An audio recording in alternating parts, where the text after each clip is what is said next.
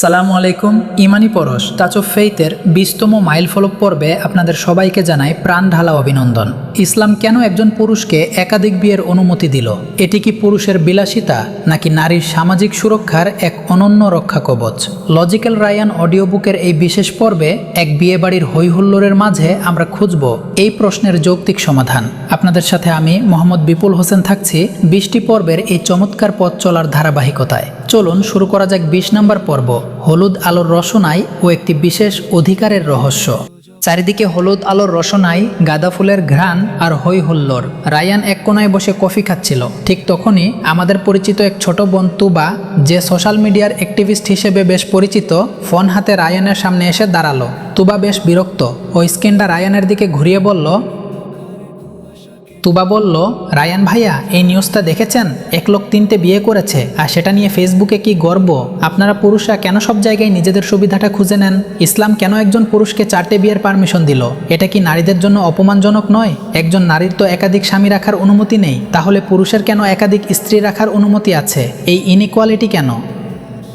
তুবা বেশ চড়া গলায় কথাগুলো বলছিল। আশেপাশে 2-1জনও কান খাড়া করলো। রায়ান কফির মগটা নামিয়ে রাখলো। ও তুবার বিরক্তিটা বুঝতে পারছে।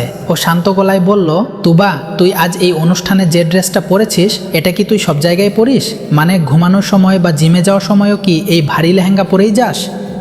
তুবা উত্তর দিল, কি যে বলেন ভাইয়া, সিচুয়েশন বুঝে ড্রেস পরতে হয়। বিয়ের অনুষ্ঠানে এটা ঠিক আছে, কিন্তু সব জায়গায় তো এটা বোঝা হয়ে যাবে।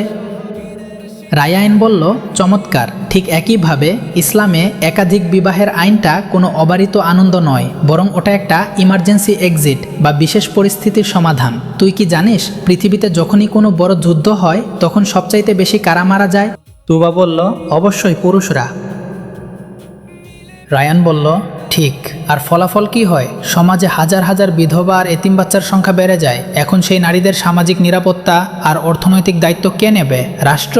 রাষ্ট্র তো শুধু রেশন দিতে পারে, কিন্তু একটা পরিবার বা সম্মান দিতে পারে না। সেই পরিস্থিতিতে যাতে কোনো নারী অসহায় হয়ে বিপথে না যায় বা নিগৃহীত না হয়, সেজন্যই ইসলাম শর্ত সাপেক্ষে একাধিক বিবাহের অনুমতি দিয়েছে। এটা পুরুষের ভোগের জন্য নয়, বরং নারীর সামাজিক সুরক্ষার জন্য।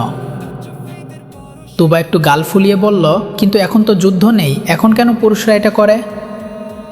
রায়ান বলল, তুবা, ইসলামী আইন তো শুধু একটা সময়ের জন্য নয়, এটা কিয়ামত পর্যন্ত সব পরিস্থিতির জন্য। আর সংখ্যাতাত্ত্বিক দিক থেকে দেখ, বিশ্বজুড়ে নারীর সংখ্যা পুরুষের চেয়ে বেশি। যদি প্রতিটি পুরুষ কেবল একটি বিয়েই করতে বাধ্য থাকতো, তবে লাখ লাখ নারী কোনোদিন পরিবার বা স্বামী পেত না। তুই কি চাস সেই নারীরা সারা জীবন একা থাকুক বা অবৈধ সম্পর্কে জড়াক? ইসলাম জেনাকে বা অবৈধ সম্পর্ককে নিষিদ্ধ করেছে, কিন্তু দায়িত্ব নেওয়ার পথ খোলা রেখেছে।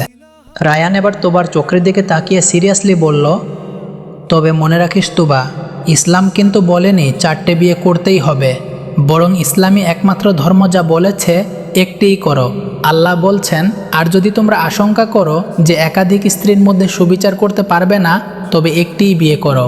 সূরা আন-নিসা আয়াত 3। আর তুই কি জানিস এই সুবিচার করা কতটা কঠিন? একজনের জন্য যা কিনবি, অন্যজনের জন্যও তাই কিনতে হবে। একজনকে যতটা সময় দিবি, অন্যজনকেও ততটা দিতে হবে। এই ইনসাফ যদি কেউ না করে, তবে কিয়ামতের দিন সে অর্ধাঙ্গ অবশ অবস্থায় পুনরুত্থিত হবে। এটা কোনো চিল করার বিষয় নয় তুবা, এটা এক বিশাল বোঝা। তুবা এবার একটু শান্ত হলো। ও বলল, কিন্তু ভাইয়া, মেয়েদের কেন একাধিক স্বামী নেই?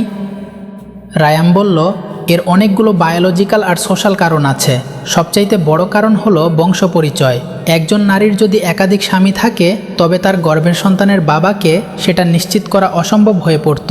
এতে উত্তরাধিকার আর পারিবারিক কাঠামো ভেঙে পড়ত, সমাজ হয়ে যেত বিশৃঙ্খল।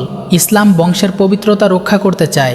রায়ান এবার একটা দীর্ঘশ্বাস ফেলে বলল, রাসূলুল্লাহ সাল্লাল্লাহু আলাইহি ওয়াসাল্লাম বলেছেন, তোমাদের মধ্যে সেই ব্যক্তি উত্তম যে তার স্ত্রীর কাছে উত্তম।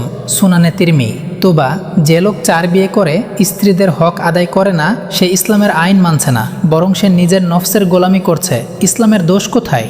অনুষ্ঠানে তখন গান শুরু হয়েছে। তুবা ফোনটা ব্যাগে রাখতে রাখতে বলল, আমি আসলে এটাকে কেবল পুরুষের বিলাসিতা ভাবতাম, কিন্তু সামাজিক ভারসাম্য আর দায়িত্বের বিষয়টা এইভাবে কখনো মাথায় আসেনি। রায়ান হাসল। ও আবার কফির মগে চুমুক দিল। আমার মনে হলো বিয়ের এই আলোকসজ্জার মাঝে রায়ান আজ একটা খুব অন্ধকার প্রশ্নের ওপর ইনসাফের আলো জ্বালিয়ে দিল। ইসলামী বিধান মানে কেবল অধিকার নয়, বরং অধিকারের সাথে জুড়ে থাকা এক বিশাল দায়িত্ব। আজকের এই আলোচনা আপনার মনে কেমন দোলা দিয়েছে কমেন্ট করে জানান। আপনাদের প্রতিটি মতামত আমাদের আগামীর অনুপ্রেরণা। 20টি পর্বের এই দীর্ঘ পথ চলায় পাশে থাকার জন্য আপনাদের অসংখ্য ধন্যবাদ। ভিডিওটি ভালো লাগলে লাইক দিন এবং আমাদের ইউটিউব চ্যানেল ইমানি পরশ টাচ অফ ফেইথ সাবস্ক্রাইব করুন। ফেসবুক এবং টিকটকেও আমাদের অনুসরণ করে সত্যের এই যাত্রা অব্যাহত রাখুন। আমি মোহাম্মদ বিপুল হোসেন আজকের মতো বিদায় নিচ্ছি। দেখা হবে পরবর্তী পর্বে। ততক্ষণ নিরাপদ থাকুন, সুস্থ থাকুন। আসসালামু আলাইকুম ওয়াল্লাহ হাফেজ।